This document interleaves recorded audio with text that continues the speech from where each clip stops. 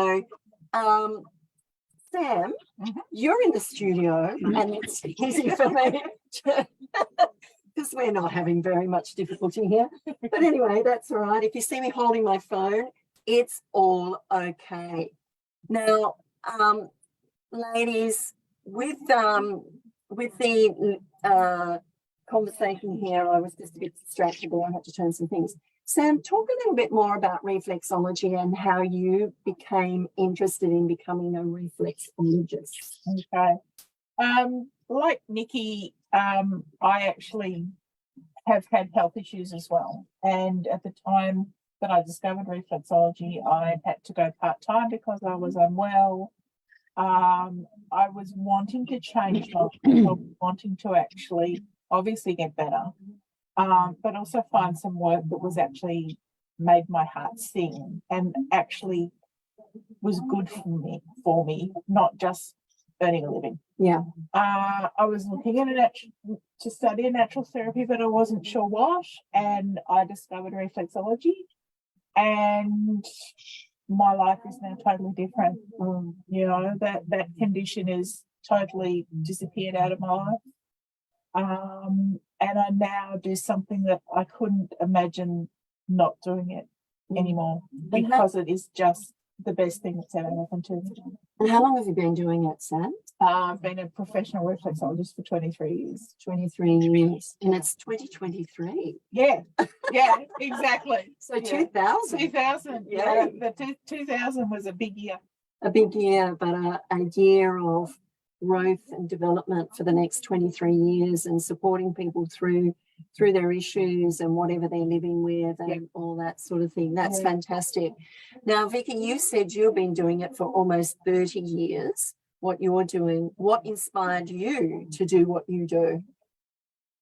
Actually, when I left school, I worked shift work in a job, and I really didn't like what I was doing and wanted to have something that I could create a lifestyle and have kids from home.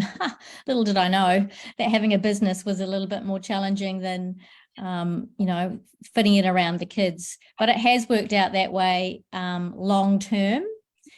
I always wanted to be a physio, but at 25, when I decided to restudy, I didn't want to go back to uni for 5 years and then have kids and never use my degree. So I saw an ad for beauty therapy, and I thought, you know what, I'm not into makeup and stuff, but I am into the body. I just find it amazing how the body can heal and rebuild itself. And also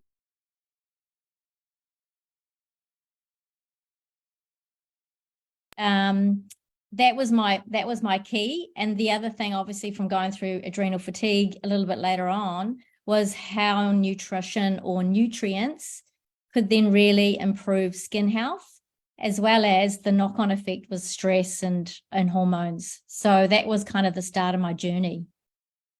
Okay, great. And Nicki, how long have you been doing what you're doing now? You know, there was all this other stuff that you've been doing, but then you've added some things to your what do I say? Your job title, I suppose, isn't it? Or Kit bag. Yeah, tool. Yeah, your Toolkit. Yeah.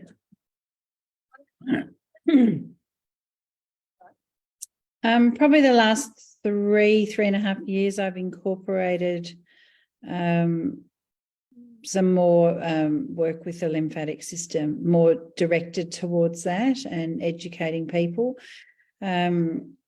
And that sort of started with me looking for tools to help my own body. Because when you have a fluid imbalance like lymphedema, you need to move it and you need to drain it. And not everybody can afford to have a lymphatic drainage every week or every fortnight. So my big thing was to find some sort of tool and teach someone how to use that tool so that they could come back to me in between, but they could be doing something for their own bodies in self-care each day. So COVID sort of shut me down as well, so it gave me a chance to start playing with different things too. And it's really important that you know, you can all treat people, you can all do those different things, but if you don't teach them to take responsibility to be able to do the things that they need to do outside in their own time, what's the purpose? Because it's not going to help them. They're not going to get the full benefit of what each of you do if they don't take the responsibility to nurture themselves outside as well as being nurtured when they come and see any of you ladies.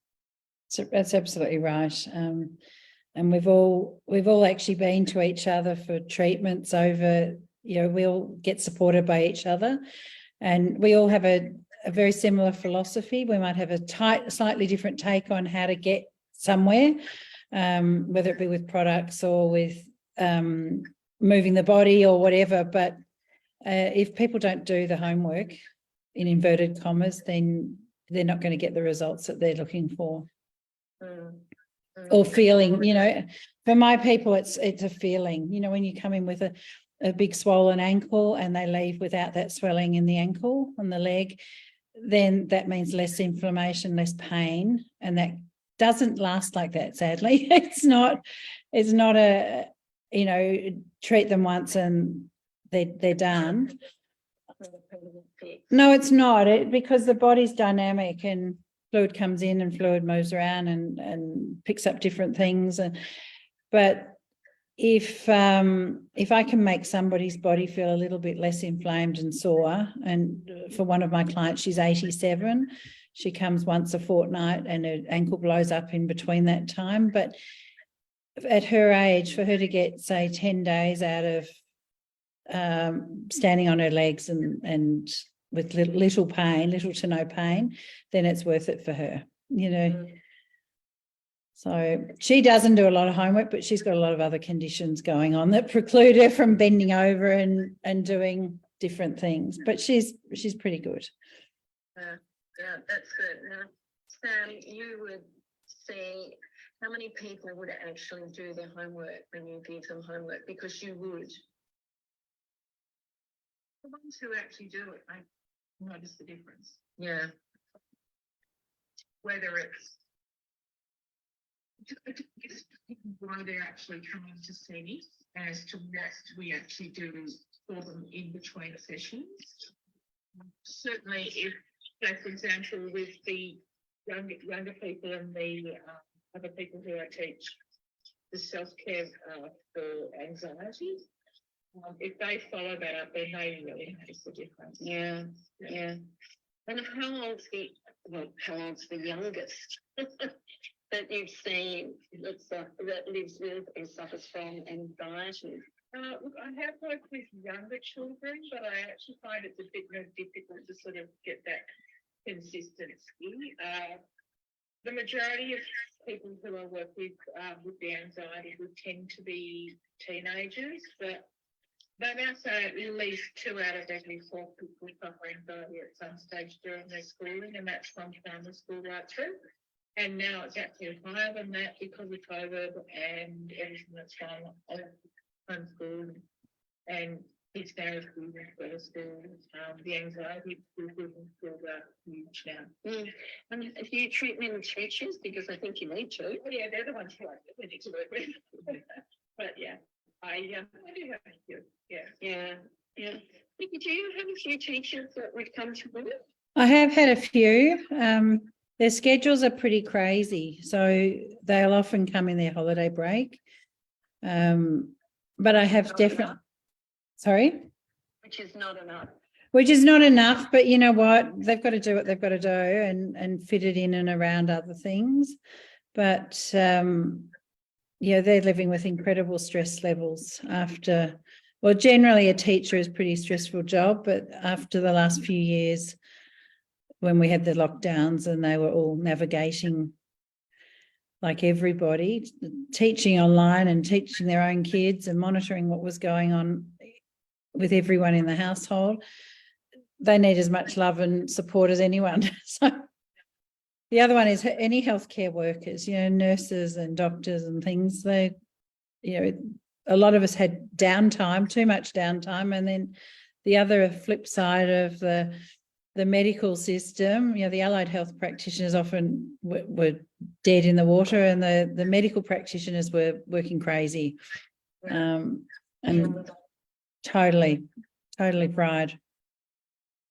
Vicky, how did the last couple of years or the last 3 years, what was the effect on you and what you do for your clients? Well, the last 3 years really changed.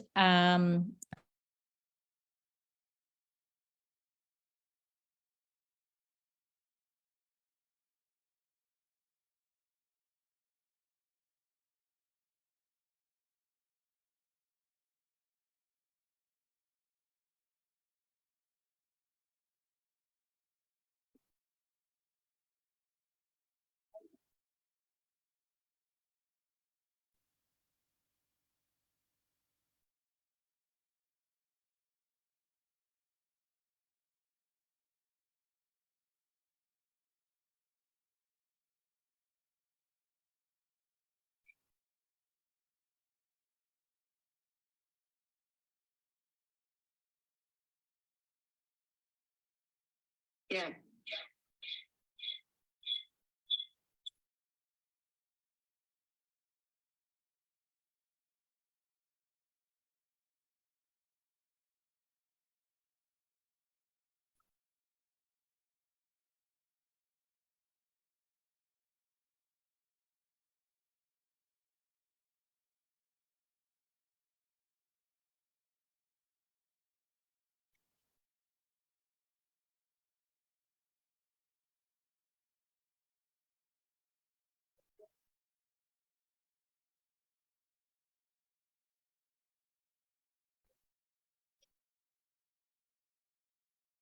Mm.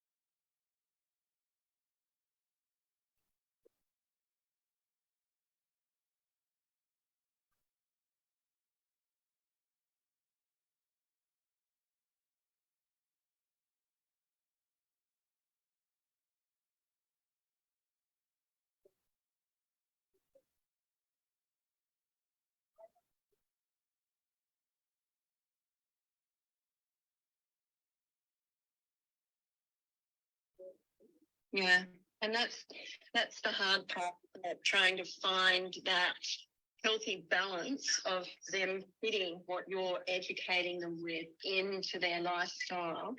And as you go through the more simple processes that you can create for them, then they're more likely to have a go at it and do it and stick to it.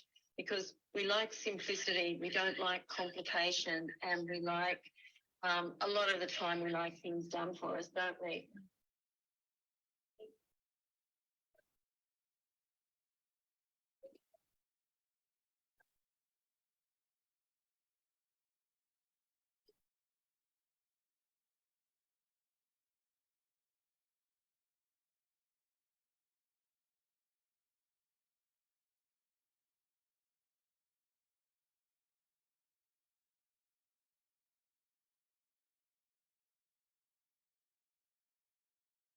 Mm.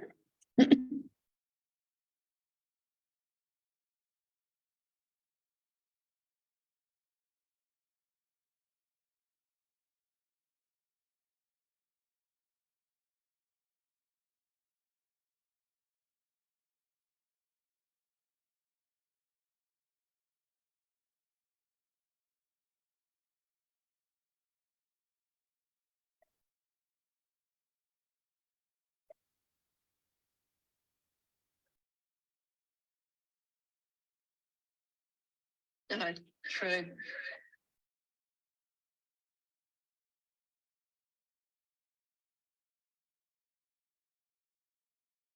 Yeah, and I think breathing is one of the big things, isn't it? Because when you were talking, I was kind of holding my breath, and then when you said something about breathing, I'm thinking, oh, yeah, I better breathe.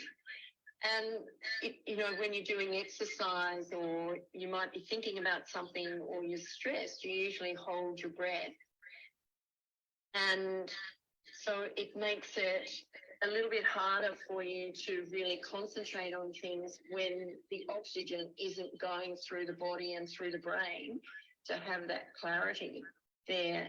And brain health, I had someone on who did brainwave entrainment just recently, and all this stuff that he does for people who have anxiety or depression, or they're suicidal, or whatever it might be. And it's quite amazing because he comes from that experience and then became a scientist to actually go in and work with the brain. And he says, and we know this, that the brain can regrow those cells and things if we do the right things. Yeah.